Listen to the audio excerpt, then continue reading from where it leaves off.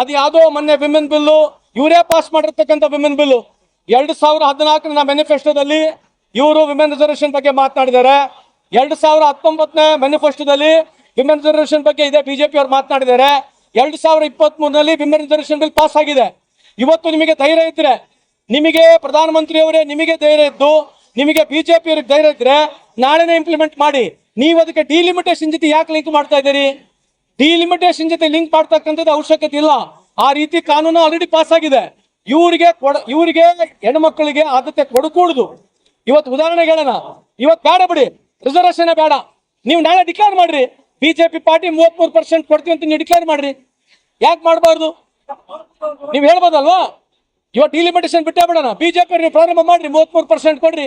ಇದು ಹೆಣ್ಮಕ್ಳಿಗೆ ಕೊಡಬಾರ್ದು ಅಂತಕ್ಕಂಥ ಉದ್ದೇಶದಿಂದ ಅವರು ಡಿಲಿಮಿಟೇಷನ್ ವಿಮೆನ್ ರಿಸರ್ವೇಷನ್ ಬಿಲ್ಲು ಜೊತೆಗೆ ತಂದು ಜನರಿಗೆ ಸುಳ್ಳು ಮಾಹಿತಿಯನ್ನು ಕೊಡ್ತಕ್ಕಂಥ ಕೆಲಸ ಇವತ್ತು ಬಿಜೆಪಿ ಪಕ್ಷ ಈ ದೇಶದ ಪ್ರಧಾನಮಂತ್ರಿ ಮಾಡ್ತಕ್ಕಂಥದ್ದು ಸರಿಯಲ್ಲ ಅಂತ ಹೇಳಿ ನಾನು ತಮ್ಮ ಮುಖಾಂತರ ಹೇಳಿಕೆ ಬಯಸ್ತೇನೆ.